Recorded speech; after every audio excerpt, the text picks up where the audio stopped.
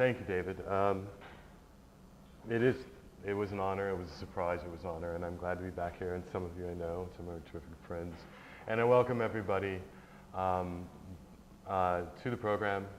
And thank you for being here. You're going to listen to me talk for a little while. I put this up here. I have this as a PDF if anybody wants to borrow it. It's from Valuing Labor in the Arts from Berkeley, and it's a lot of deep analysis about art and labor. And that seems to be kind of a subject matter that I'm landing on, particularly when it comes to America. And so what I'm going to present to you right now is a new project that I've been working on, thinking about for a while, and then finally a light bulb went off about 3 weeks ago. And because of some of the changes in our world with information, there is more data on this right now to kind of look at it and kind of make some choices to think about as artists, to think about as, you know, artists, do we contribute to society? What are we contributing to society? Those kinds of things, even on a conceptual or idealistic level. So the talk is titled Performing Labor. The work is titled Performing Labor. And as I said, this presentation is a collection of data that I put together to kind of create a narrative. And that narrative is really around the subject of American unemployment or underemployment. And so there's going to be some data, some statistics, and some numbers that we can now put together and look at and see what this kind of ambiguous, odd set of things that makes people in the world invisible, and try to restore their visibility through art. So again, America. I'm going to be talking about America. I don't mean to exclude anybody from the conversation. It's just a subject matter that seems to kind of resonate with me in my investigation and my research as an artist. I also think we're at a really good time in history right now where we can start questioning America and looking at America and its actions and its history, and start thinking about it critically. But by critically, I think in a thoughtful and knowledgeable way to hopefully make things visible in the world about our country, both good and complex and controversial. To begin with, to go back a little bit, to go way back, actually, this is Hester Prynne being played by Lillian Gish, I think in the 1936 Hollywood film. Hester Prynne is the heroine of The Scarlet Letter by an author named Nathaniel Hawthorne, which was published in 1850. Nathaniel Hawthorne is considered the first American novelist. And Hester Prynne is actually a very complex, important figure. And you know, if you haven't read the story, it's a crazy Gothic potboiler. But a quick synopsis is, it takes place in puritanical Protestant Boston, Massachusetts, in the time between 1642 and 1649. She has been living in this colony for a while. This is pre-American War for Independence. She's been living in this colony for a while, and it is believed that her husband has died on his way to America. But somehow she manages to mysteriously get herself pregnant. And because she's pregnant, and because she won't reveal who the father is, she is very publicly put on trial in the center of town by this puritanical group of people. And the priest that conducts the trial sentenced her for life to wear the scarlet letter A for adultery on her bodice. As it goes on, her husband eventually appears. He somehow becomes a sorcerer that tortures her, the father of her child, and we find out at the end of the novel, spectacularly, is that the priest that condemned her and publicly shamed her is the man who made her pregnant with her child, and she has lived out her life as a recluse. But what I want to get to is that if we look this far back in this kind of Protestant, puritanical, colonial foundations of America, there is this fascination with public shame. And public shame, is this working? No, it's not. Public shame, particularly in America, is a very interesting thing. Because there's a tendency that is very alarming, which is to blame the victim. You know, we want to blame the victim for the crime that was perpetrated on them. Obviously, feminist issues are there, and I'm going to talk about economic issues, but this is a behavior that is unfortunately as well widespread in the human race. It's just something that humans like to do. And I would say that today, I'm going to stop this because it's so fucking annoying. Today there's an echo in our political landscape in the language of the makers and the takers, championed by those people who support trickle-down economics, which is really a lingering hangover for Ronald Reagan's pronouncement of a war against what he called welfare queens. Now, the people that are talking about the makers and takers, they were all growing up through the Reagan era, so they lived through this kind of trickle-down economics, moral majority, like belief system. And it's not unsurprising that this has definite racial undertones when he called this woman a welfare queen. And the myth that he created around one African-American woman who was driving a Cadillac while collecting welfare, and whose crimes were extensive and much worse than bilking the system. And you can find an article on NPR about that. I can give you the link. But back in the 80s, this meant that everyone who was receiving welfare, food stamps, or unemployment was bilking the system and driving around in a new Cadillac. And what the right did was set up an incredible war against people in a situation much like we have today, where we had a large recession before Reagan came into power. And Reagan claimed that, you know, the right will claim that Reagan pulled us out of it. We had a large recession. We had a lot of people unemployed. It was a very difficult time. But they made a war against the impoverished and unemployed off of one person. And I think that's important to know when we think about how we deal with people today that are unemployed in long-term situations, that are falling out of the system, and that are basically becoming invisible in our society. They're not participating in our democracy the way they should. So to return to Hester Prynne and how this ties back into it, Hester has one thing going for her, and she needs to provide for herself and her daughter. So she reestablishes her value in her puritanical society by becoming the community's seamstress and earning a living in order to provide for her child, all the time wearing the scarlet A of adultery, wearing her shame, living as a recluse, and ending up being viewed as a prophet. But what's important about that is this is another foundation thematically in the American cultural psyche that sets up labor as the redeemer.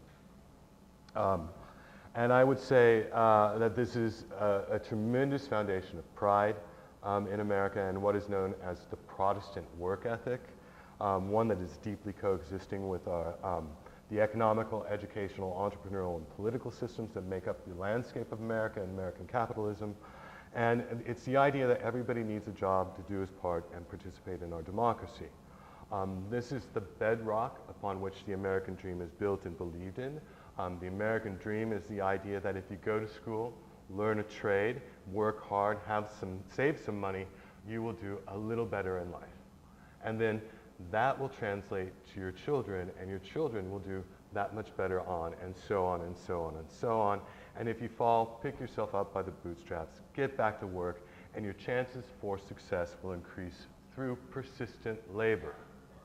It's in our DNA as Americans. And I don't think that's wrong because we think about art as work, right? Art is work. And if the project or piece fails, we learn from it, we go back to it, and we do something else or retry it again. But what happens to the American dream when you have widespread unemployment as a result of the system collapse in 2008, when losing your job was not your fault, and what is keeping America from getting back to work? Those are the questions that I'm starting out this project with. First, we have to understand it and look at the numbers. I'm sorry, guys. let's just find the strength and compassion and creativity to try and solve it. There are three important distinctions here. First is the employed, those people who have jobs. And I'm not really going to talk much about them, although I am going to hit a little bit on some of the current practices in human resources that will affect everybody and everybody connected to labor. Obviously, there are the job seekers, and job seekers by definition are those individuals who are actively seeking employment. And the way the numbers of those individuals is calculated is through the amount of unemployment claims, both continuing and new for any given week, and then that's calculated into a month. The underemployed, and this is a trickier situation, these are individuals who have stopped actively seeking work. They've fallen out of the system, and it's very difficult to calculate their numbers. And what I've found is, through the Economic Policy Institute website, is a projection from 2007, published in 2007, for 2006 to 2016, which kind of tries to target that particular number, the number of the unemployed which are invisible, kind of that's that ambiguity that's out there, the thing we don't know. And this has been updated by the Economic Policy Institute to reflect the change since 2008. And I have links to that if you want to see it as well. It's not very, very interesting stuff. It's economics. A very important thing to understand as individuals in this system of labor in America, is unemployment insurance. It is not a system that you have paid into per se. It is monies that come from your employer based on a form of insurance that they buy. So when you think you're going to get unemployment, you think that that's money that you put into the system. It's not. It's paid for by your employer. And this is one of the big problems that we have in returning people back to work, is employers do not want to pay this. If you've been unemployed for 6 months or more, they will not hire you because they think that's the way you live your life, is moving from place to place under unemployment. And I'll show you a personal story about that as well. Let's see. So let's look what underemployment looks like. I'm sorry, the numbers are here. I got to look at it. This is a pie chart of the missing workers or the underemployed. This was published recently. It takes up data up to May 2014. And what this represents is this is underemployed. These are people that are not seeking jobs. There's 5,650,000 people that can't find a job and have dropped out of the system and stopped looking for work. This doesn't count the unemployed that are looking. It's a shocking number when you think about it. So let's go on. We've got the 2000 Great Recession, the Great Recession of 2008. Collapse of the financial sector, the bailout of banks, the mortgage fiasco, all that kind of stuff. Interestingly enough, prior to 2008 and the collapse, we have the Supreme Court and Citizens United, which granted corporate personhood to corporations. What did employers learn? Mostly big corporations from this. And some of the data in the interviews that I've been talking to people about is we know that even in the Michael Bloomberg business-friendly atmosphere, what happened was they turned around and they found a revenue stream by targeting small businesses for infringements, sometimes of up to $300. So business-friendly is really corporate-friendly when we think about it, and I want to say that. So what did they learn from this? Quite frankly, is so if we take a number of 10, right? This is 2008, 10 employees. These would be your under 25, your 25 to 54 demographic, 55 plus, and then the CEO is over here. In the original drawing, he's gold. They can this person, his responsibilities go to her, then also over to him. They can her responsibilities go over to him. They can her, and her responsibilities go over to her. And now everybody's working double the time that they would have been.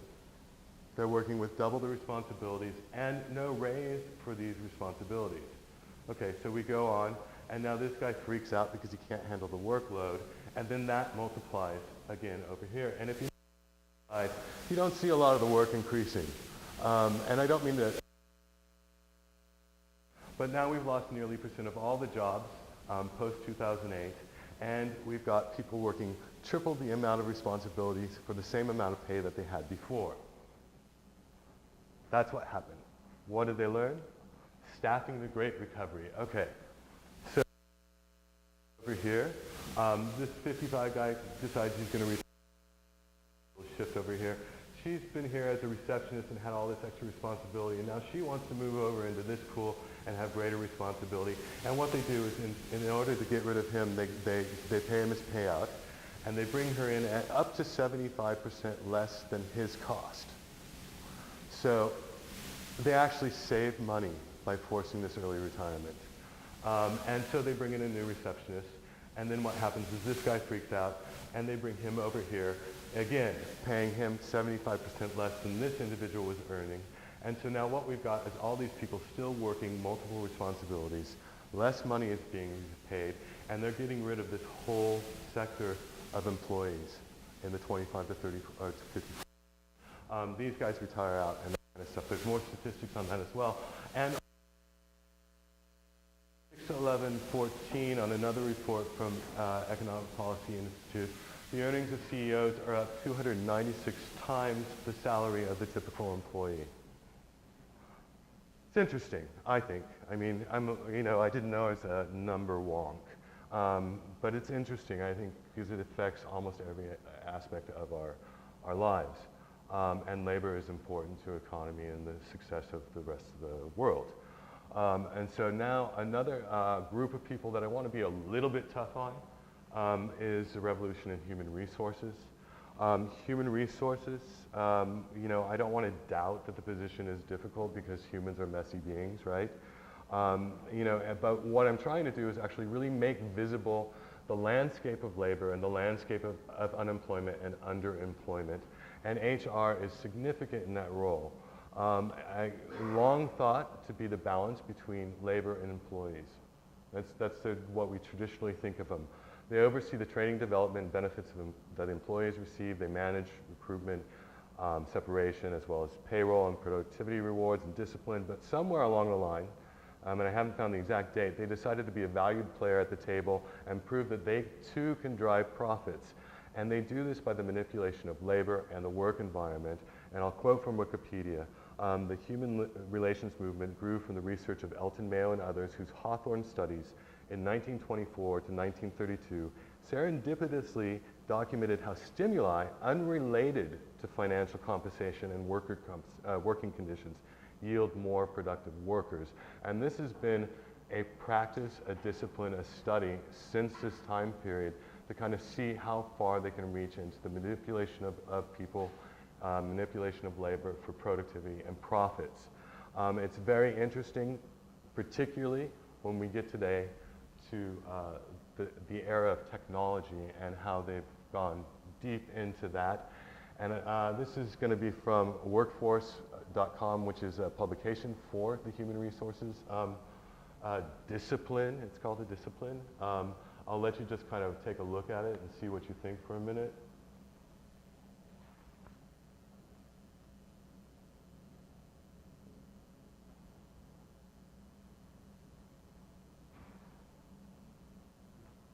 It's interesting. And this is copied and pasted directly from the website because when I originally accessed it on approximately June 9th, I was able to read the entire thing. 5 days later, it was on lockdown. We couldn't get to it, and I don't know if it's because of registration and they want to see who's reading their stuff. I just didn't feel like going through it. But what this is saying, and so you know, the employee referral is considered, in their words, the holy grail of job recruitment. It's the idea that, oh, I've got a job open in my thing, Nat, come on, let's see if you can get the job, I'll give you, and they hire you. And then usually there's a monetary exchange for that as a reward. But what this article is describing is an employee referral software that can data mine the employee's social networks, and through word searches of your post to your friends, the software can match your post to your social media friends, then research their bios and match that to open positions in your place of work. Then the software will post back to you the connection so you can let your friend know of the opening and get the new job employee referral. I think that's a little bit of an infringement on privacy. And I think it's just really interesting that what they're concerned about is the quality of the candidates. They're not concerned about this kind of direct infringement of their employees. Unanimously within HR, so you know, on other articles on this website, is they truly believe that employees' social media accounts must be monitored by the company. The only concern, and this concern is raised by the few, not the many, is where to draw the line between private and public. It's interesting. Social media, Facebook, LinkedIn, come on. They're all over that thing, right? So, online job application, and just to talk about this little aspect of revolution, because it's changed the way we look for work. Outside of the employee referral system, the normal way you look for a job is online nowadays. And you know, it's an amazing thing to go through. Again, these are word match programs. You download your resume, it autofills it, it fucks it up. And you have to spend 2 hours correcting the thing that says you're a detailed employee. And if you misanswer one thing or miss one box, it automatically deletes you. So the work that you've spent doing this, it takes almost like from sun up to sundown to fill out 4 job applications online. It is horrific, and it's no wonder that people are falling out of the system.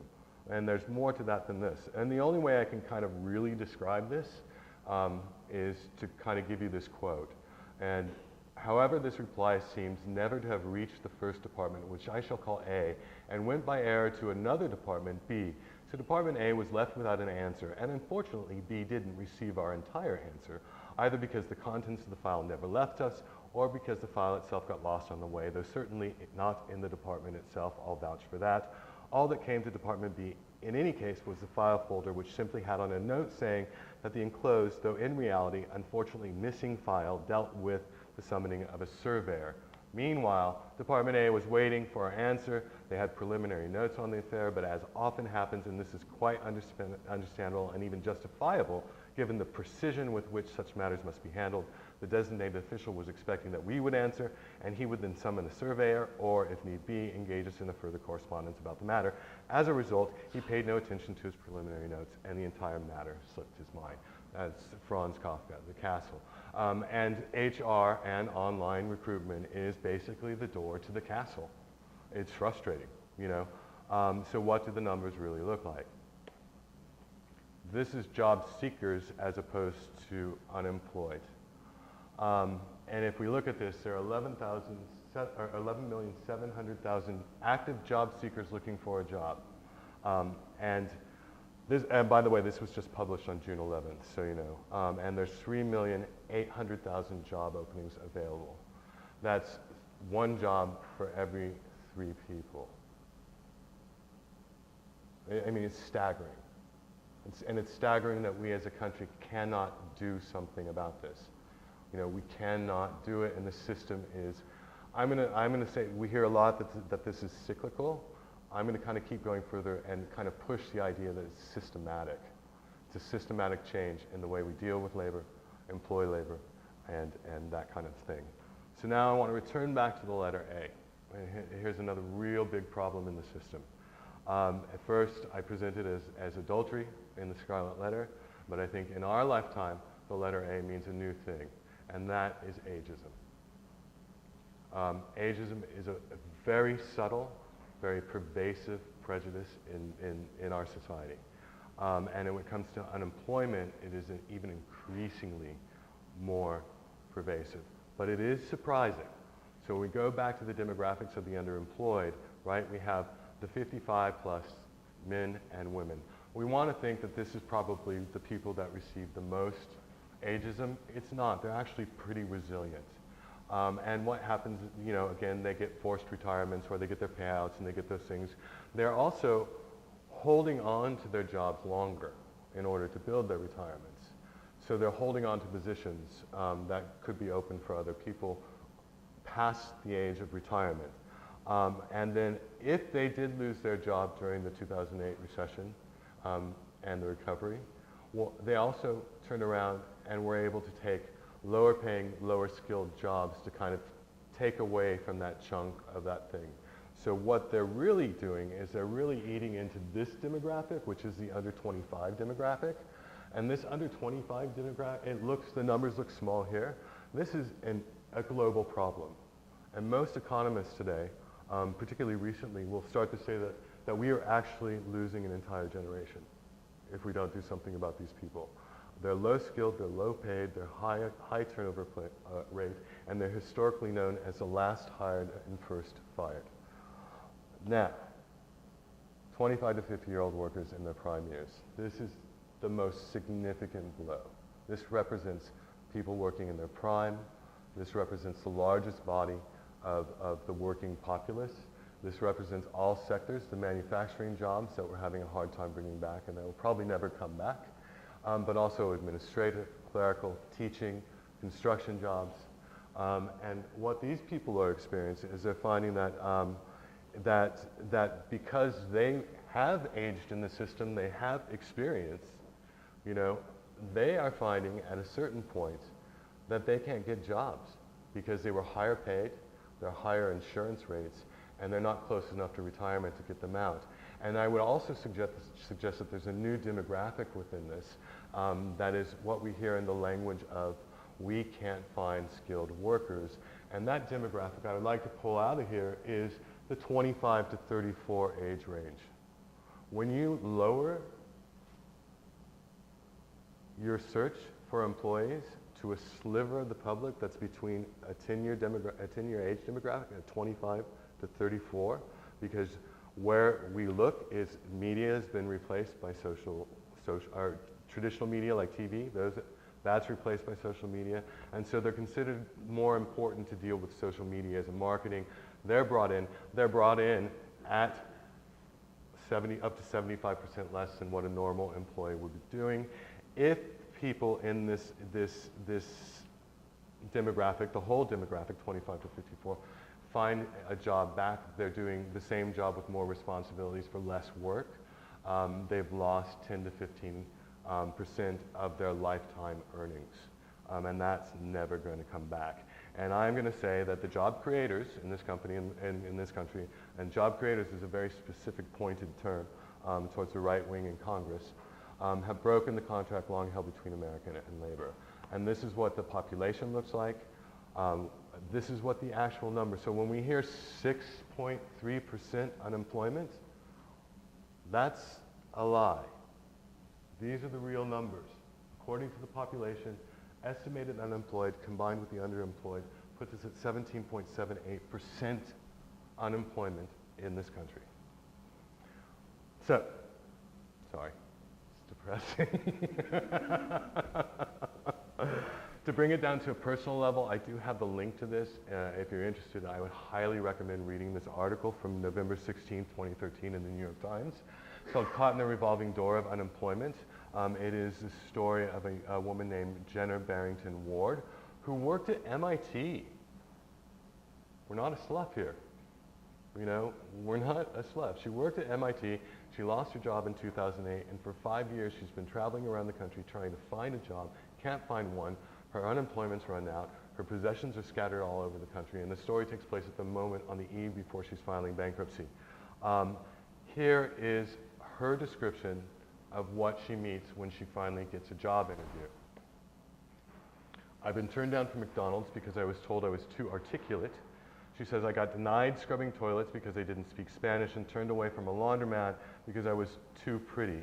I also been told point blank to my face, we don't hire the unemployed. And the 2 times I got real interest from a prospective employer, the credit check ended immediately. Systematic failure. That's systematic. You know, whatever they say, this is not a cyclical problem. This woman will not get a job. She particularly won't get a job after being in this article because she's made herself the public face of shame again by claiming to be unemployed for 5 or more years.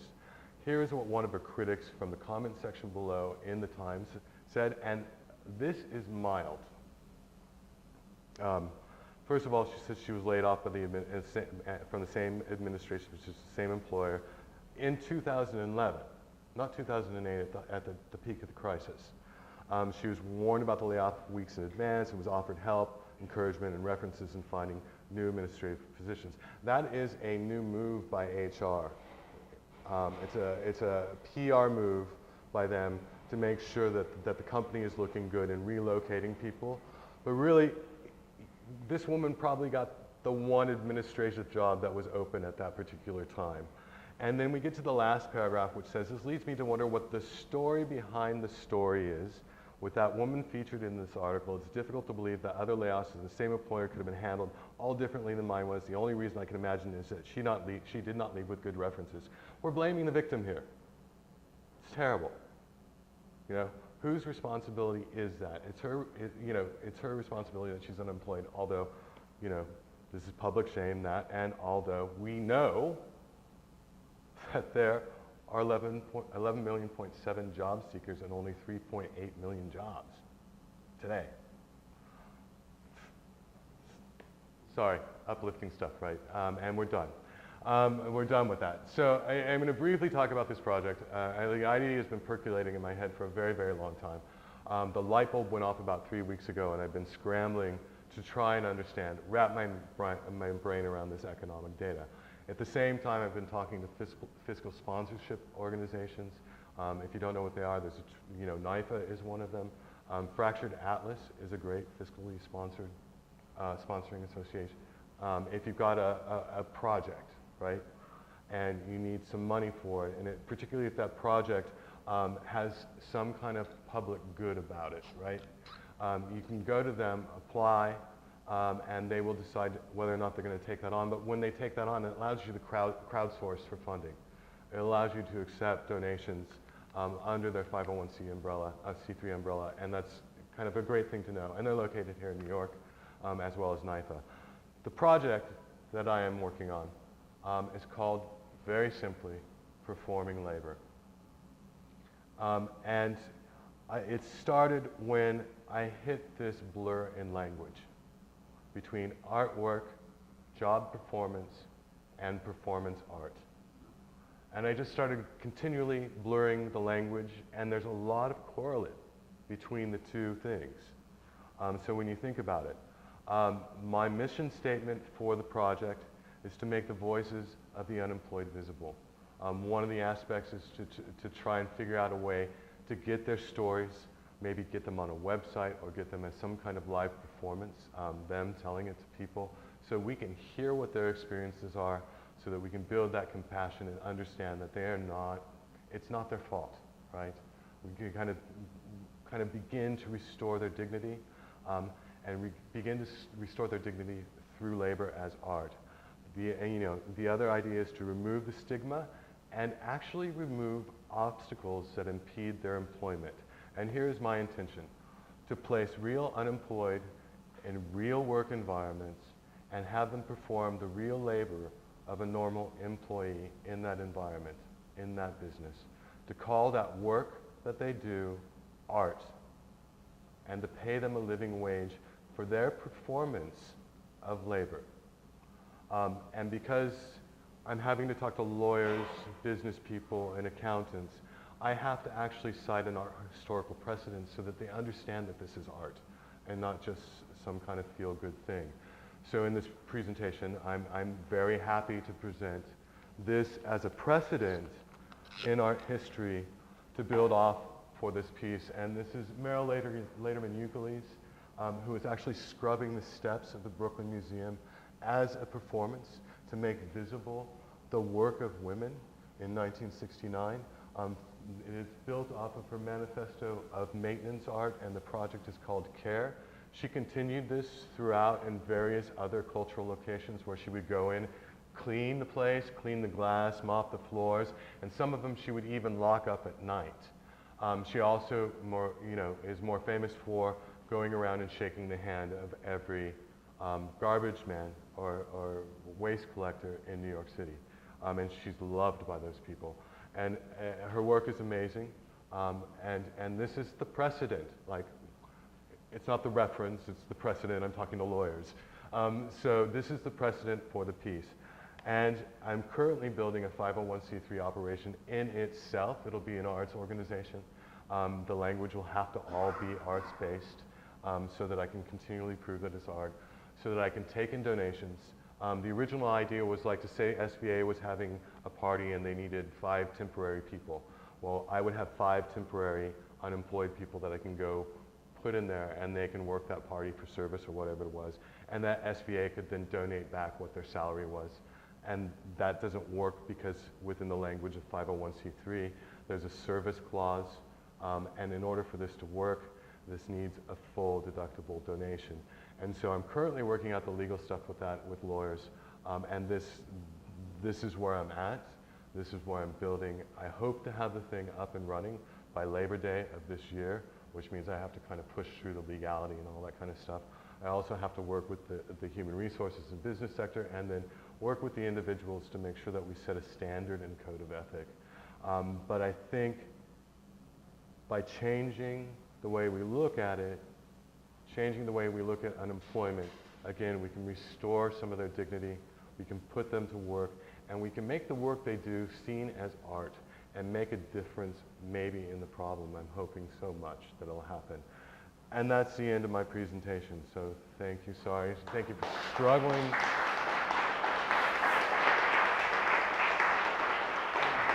Sorry to be a downer.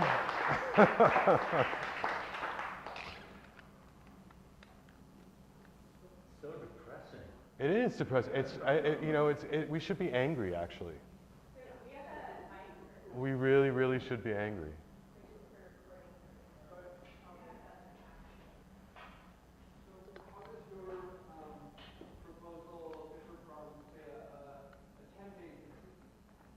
That's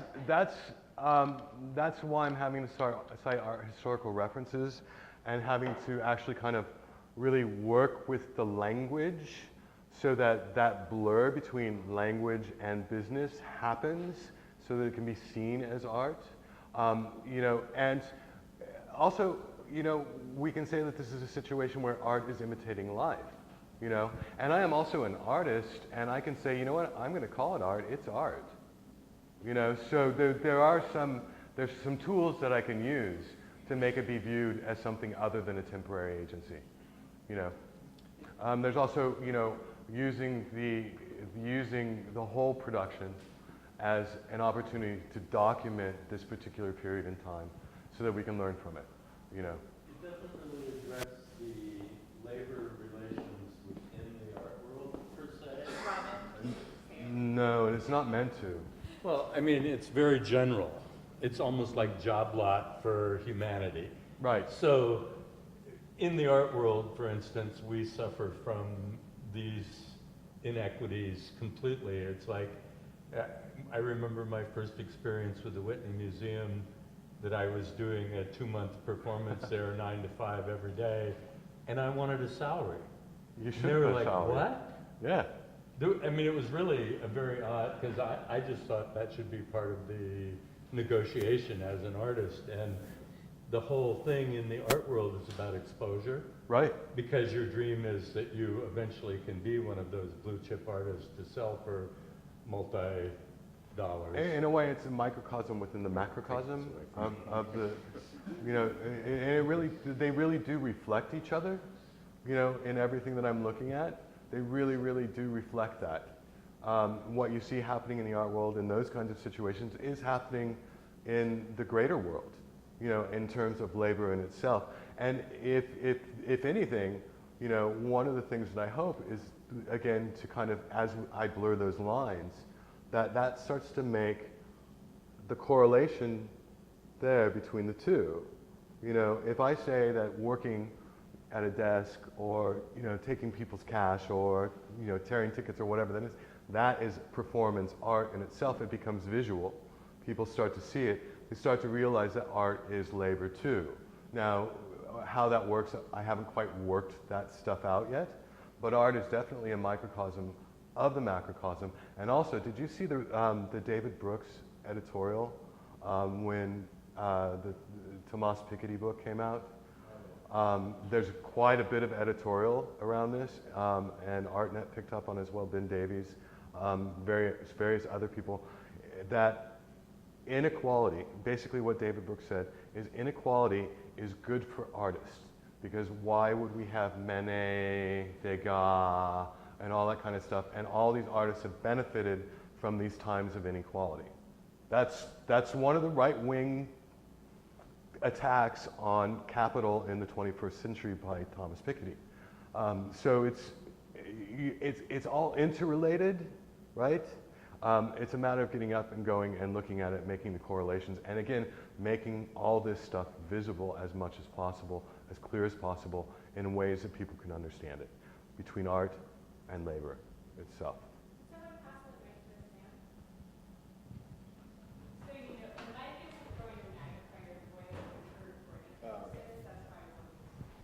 Can I answer your question? I can't, really. I mean, I can't. It's just trying to understand. I mean, the art world is a very cottage industry, non-regulated, No, you don't have the microphone.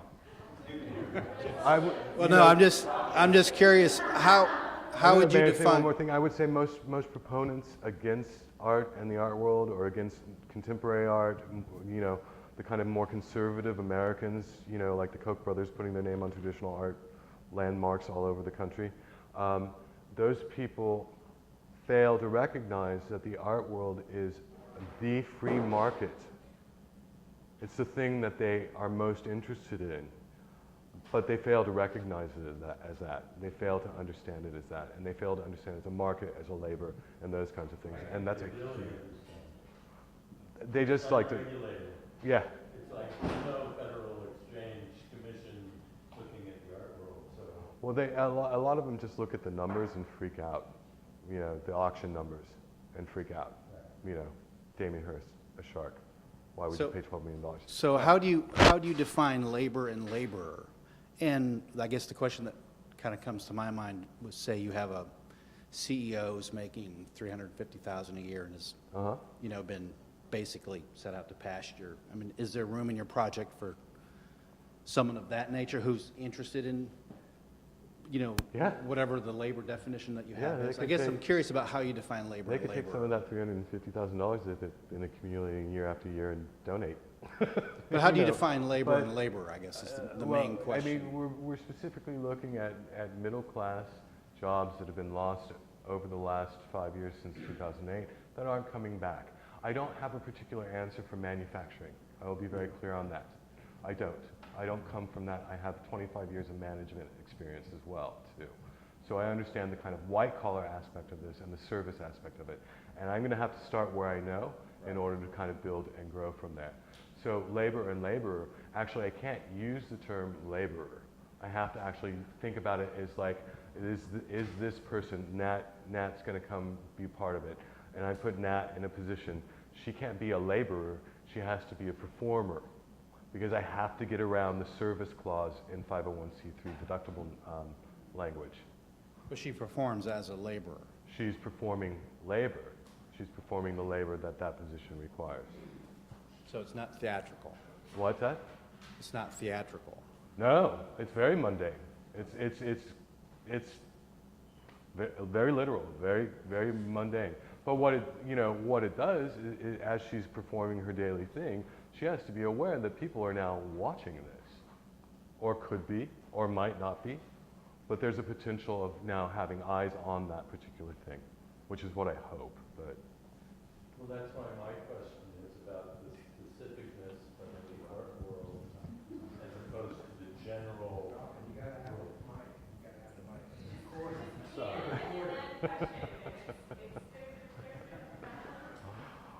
The specificness of the art world. Clarify. I mean, your project's very general. No, it's very specific. Sense, well, it's specific, but dealing outside of the art world with people who are looking for a job, are you touching them with a magic wand saying, now you're an artist, and through this organization? It's complicated. It's really complicated just because of the legality in setting up a 501c3, setting up an arts organization, and it has to be an arts organization to make this work. otherwise it'll be seen as a temp organization, and that won't work. As an arts organization, it has to be set up in this way. And so, as I said before, the language, it's all language. And the language has to be so specifically vague in order to make it work. So if I took in somebody, you know, do I change the language around them to say, okay, you've been unemployed, now we're gonna, you know, now I'm gonna train you to be a performer. You know, you're going to be a performer. So that the language, all the language, I mean, it's so hard. I mean, I've been on the phone hours with lawyers trying to work this out. It's so hard to try and figure out how to make the language work in order to make it happen. We think we can do it, but we're just embarking on that. So yes, if I took in a person off the street who's unemployed, said, okay, now I'm going to make you a performer. Say I have a website, right? You know, and I put up their bio on a website. Why shouldn't I go the extra distance to do a video interview as if it's a job interview and call that an audition? Do you see what I'm saying? And those are the things that I have to kind of creatively conquer in order to make this work. So how would you place what you're doing in relationship to somebody like Santiago Sierra, who's exploiting workers, but also very much pointing out job relationships and class relationships? I'm going to take them. You know, I don't necessarily have a thing like that. I mean, I do think, if you think about work environments, think about businesses, you know, although Google is private, once you're in that building, it's a public space. And I have to think in those terms. So not specific to the art world, but broader, you know, and that might be that kind of broadness that you're feeling. But why couldn't a performance happen right over there? Why couldn't they fill a temp position for someone who's going out on maternity leave? Last year, Cassidy posted signs in the window here saying that she was unemployed, and they started responding, and there was a whole dialogue back and forth. That's awesome. Between windows, and including, can you write code? So then she learned some code, but it was a different code than they used. So but it was really nice, the whole window thing. So I think Amy had something, and then I'm going to Dana. Hi. Hi, Amy. All right, I'm just curious if each person would do a performance as like a one-shot deal, or if there's something more sustainable that they could keep doing, and like what would happen to them after if they would have like a full-time job. The reason is because of the subject matter and because I care as a human being and as an artist. The reason for setting up a 501c3 arts organization is so that it does have some sustainability, so that it's not a one-time shot that I go in and document and then make that art. It's a sustainable thing. For that individual, as an organization. I mean, at some point, I will not be able to go further with this, you know, and then it'll be its own thing. But why I'm setting it up as an organization is so that it doesn't stop after one thing, so that it can become a resource, both for the unemployed and hopefully for employers, you know, so that there's an interchange there. And Dana. Hi, Dana. Hi. How are you? Good. How are you? I'm good. Good to see you. Good to see you too. My question is, I wonder if you could elaborate on the kinds of positions that you'll be offering and how you will go about sourcing candidates to fill those positions, but also researching open positions. There's a lot, and I've got more. I cut this down last night because I was afraid it was going to be too long, and it was, I think, 30 minutes. I don't know. There is. I've been talking to quite a few people. Like I always kind of like to talk to people, so I'll talk. Like I've hung out on the edges of some job fairs and talked to some other people. Job fairs. Having a booth at a job fair, a table at a job fair would be a great way to reach people. And I also need to find out, I need to hammer out the employment and the legal things, because at a certain point they do become an employee of the organization, right? Even though I can 1099 them till they die, you know, those kinds of things. There's, and I have a business person who's pulling together all that information on how to deal with the HR aspect of it. But really it's going out to seek them and find them.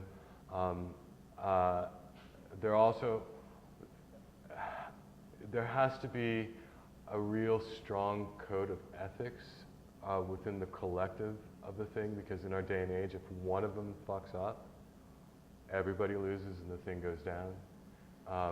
That's how quick that'll happen. That's why I put that Reagan reference in there, because one person was able to turn the entire country against the poor and the unemployed. So people will be looking for situations like that. It's very complex. I guess I'm wondering what industries you'll be looking. Specifically, white collar and service industries. That's what I know. I know white collar service and service industries, so I know those kinds of industries, administration, those kinds of things. And I think the low-hanging fruit to begin with, just to begin with, is to go seek out and find those temporary positions, you know, and find, God, FedEx has to hire extra people to help with boxes at the holiday season. Why not hire these people, you know? And it'll be tax deductible. We love Michael Severance. We love Michael Severance. Hi, Katie. I'm performing something that no one else can hear until later. We love Michael Severance. Okay.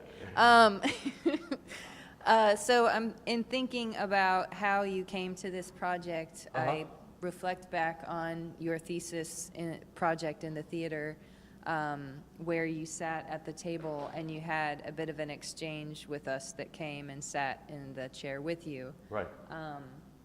And how, in kind of speaking with you about how you came to that location and that project, you know, you have a background in theater as well, and I'm now learning that you have a background in business too. Right.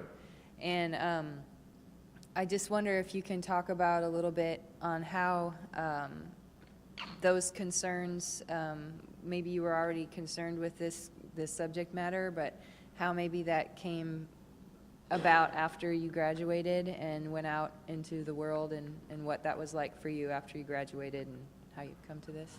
Well, they've been concerns for mine for a long time. I mean, when, you know, I've been kind of looking at this for the last, or paying attention, I'll say paying attention to it for the last few years, since before I even started here in this program. I would just kind of keep an eye on it, watching it, kind of those kinds of things. And, you know, my position came from the fact that I've got drips and drabs of money coming in from various different places and different projects and different things that I do to earn money. And those drips and drabs are coming in, but I was seeking just part-time employment. Like something stable to do 2 or 3 days a week, to kind of go and look at it. I started diving into it and going through the process and looking at the things and getting super frustrated and just going, you know, I mean, I've been told, what was I told? Oh, you'll be bored with this job. I'm like, it's a part-time job. I got other things to do, you know. In fact, I like having various, oh no, you'll be bored. You know, and there's all kinds of things that you hear when you're out doing this. I had another situation where there was a part-time position, and a friend of mine was the head of the department that was hiring. And she told me about the job. She said, go online, because this is a system that you have to go through and fill out the application, download your resume, and that kind of thing. And so she went along, and then they were going through the interview process, and they went through and they hired the person, and she went, well, wait, I talked to Michael, I didn't see his thing. So she called me and said, didn't you apply for this? And I said, yes, here's the email. Because I document this stuff, you know, because I think it's interesting to kind of look back upon. And I forwarded it to her, and she found out that HR had automatically dumped it because I didn't have the right qualifications. And this was for a fundraising job, a part-time fundraising job. I was like, you've got to be kidding. And I have very little holes in my resume and tons of responsibilities throughout. So it's just interesting to kind of go through that and go, what are other people doing? You know, how is this happening, and what is the real situation behind it, and see if, as an artist, I can find something to make that work. You know, some creative fulcrum that I can push on to provide pressure on the system, make it visible, and change, you know, some stuff for the better. You know, can art make a change? I'm not sure. Is it worth trying? I think so. And so that's kind of how I arrived at it. And I hadn't figured it out until all of a sudden that play on language hit me. And within a day I was talking to lawyers and they were all kind of supporting the whole situation. And so I've been working with them ever since. So, over here. So my question is, so then are the potential employers partners because they're getting free labor, real free labor out of these performances in this? Right. So how does that turn around and help in the long run if now you're filling these voids in their workload with people that are temporary, but the companies are benefiting by getting the job done without having to expend any of their money? Do they have to have a complicity in the project where they're setting aside funds to create positions for future people? Like, how does that Right. balance? This is where the language of the 501c3 becomes very difficult, because if anything is viewed as a good or a service, it lowers what is deductible within a donation. So if you've got a service here plus, and somebody gives you money, somebody gives you $100 and there's a good in there worth $50, you can only deduct $50. So within that situation, the complexity of viewing that service, that labor that's performed, in order to get a fully deductible donation, it can't be viewed as they're giving back in exchange with that. So this is where the lawyers and I are working on the language to kind of flip the situation so that if an organization had a performance going on and say later down the road they decided to donate, is that then viewed as a service? And it's a really good question. It's something I'm struggling with right now. Yeah. But there are organizations out there that are very interested in this thing, like the Patriotic Millionaires and stuff like that, which can go seek out for seed money and hopefully, if I can make it work and make it visible enough, that the donations that are coming in from people are business people seeing them benefiting the business community. And so it becomes something that works for them to kind of donate to on a regular basis. Yeah, the problems you're going to run into, because I have been in the fundraising business for a long time. Right. And you're right that tax deductibility under the tax code under 501c3 means that goods or services have to be deducted from the tax deductible portion of the contribution. Right. A ticket to a benefit, they have to deduct the value of the meal. Yeah. And then the rest, and what the ticket for the performance might have been as well. Right. So what you're ironically doing here is creating a situation in which the performance, the work of art, is actually devalued to zero. Right. You're actually valuing art as zero, and you're colluding before the fact, and collusion is a very, very serious crime in the tax code. To collude to avoid taxation or to avoid proper taxation is a huge tax problem. And now it's not one that someone's going to go to jail for $50, but the kind of people you want to support this with serious money would never do it because it would be openly collusive to a wink and a nod. I'm going to give you $10,000. You're going to provide $10,000 worth of performances for my organization, which are going to be valued at nothing because it's just art. And that seems to fly in the face of what you really believe, Michael, because the art is what you believe actually that art has value in and of itself, and yet for the purposes of this tax charade, you are creating a system where the actual art, the performance, has no value, and some kind of wink and nod contribution to the structure behind the performance is where the transaction takes place. So here's what I'm thinking, Michael. I'm thinking that this entire performance of yours right now is satire. Because Absolutely not. Absolutely not. what you're saying is counterproductive to the essence of what you believe. No, it's absolutely not. It's absolutely not. I mean, I do have 3 lawyers that are trying to help me with this and are actually in active discussion with how to do this. And it's not necessarily valuing art as zero. You know, it's actually putting a value on art through the people that make it. And it's switching that conversation into it's a embodied performance. And those people are getting paid for the performance that they're doing. So it's not valuing art as zero. But if they're being paid, even if they're being paid by a once removed situation, where the 501c3 has the money to pay the performers, Right. and the putative employers are putting money into this 501c3 through the back door, or through This is the legality that I'm working out. And But, it's, you know, it's I just, mean, it can't, if if it can't work that way, it can't work that way. We'll figure out a new way to work on it. I mean, the lawyers are actually looking at that for me right now. See, I think what's valuable about what you're doing here is raising in a kind of reductio ad absurdum the problem, to a level of reductio ad absurdum, the problem of labor. And the problem of labor as it relates to the work of art. You know, what Robin was referring to before in his Bob E. performance at the Whitney, which was before my time, by the way. Everyone, I would have paid Robin a fortune. In fact, I did hire Robin when I was at the ICA to do daycare during his exhibition.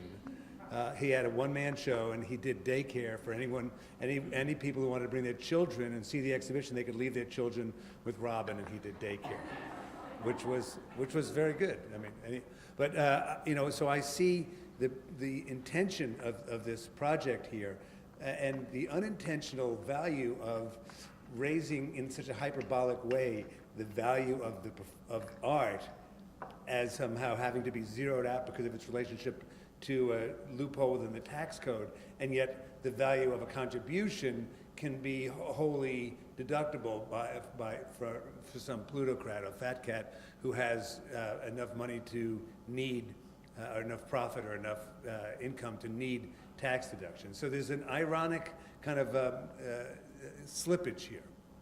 There's a lot of slippage in language going on, but I disagree with you entirely. Andrew. Yeah, it is your turn. No, because I took the microphone. No, but you took it from us, Dan. You took it. Figure it out. But then we can, it seems, I'm really excited that this has been such a lively topic. And maybe more so than the wage show. But, you know, along the same lines. You don't have the We can microphone. all- Thank you. We edited out. So we can finish the discussion downstairs with food and beverages. That's terrific. On floor 3. So Montea, Michael. Hi, Montea. Where's Montea? Hi. How are Hi. you? I really Welcome. loved your historical references, the Hester Prynne and the Ronald Reagan bit. I just wanted to ask a question about complicity. In your story about Hester Prynne, she did have sex with a priest, and Ronald Reagan, although he did skew in his observation the ratio of people who abuse the welfare system to the people who are legitimately partaking in the welfare system, there are people who in the 80s to this day are abusing the welfare system. Is there any room in your project for people who are unfairly collecting unemployment or abusing unemployment or welfare systems to participate in this and sort of through this like performance art system to find rehabilitation, to sort of like find redemptive or rehabilitative like experiences? It's a good question. You know, the problem is, in the Reagan situation, I mean, he really picked out one person to make a war against everybody. Coming off of a recession, much like ours, where a lot of people were unemployed. I think, if I remember correctly, he even, in order to kind of force people back into employment that wasn't there, and off like food stamps or something like that. He even designated ketchup a vegetable or something like that. I think I remember that at a certain point. You know, I don't know that there is really much room in this day and age with technology for many people to be abusing the system. In the case of the woman, the welfare queen, she had 33 aliases. At that time, obviously, it was easier to have an alias. You know, I mean, I don't know what that. I haven't looked at what that is. And obviously, with any system, you're going to have some bad apples. You know, and that's a big question. That's a really big question when you think about, you know, employment. You think about putting people in other people's business and that kind of thing.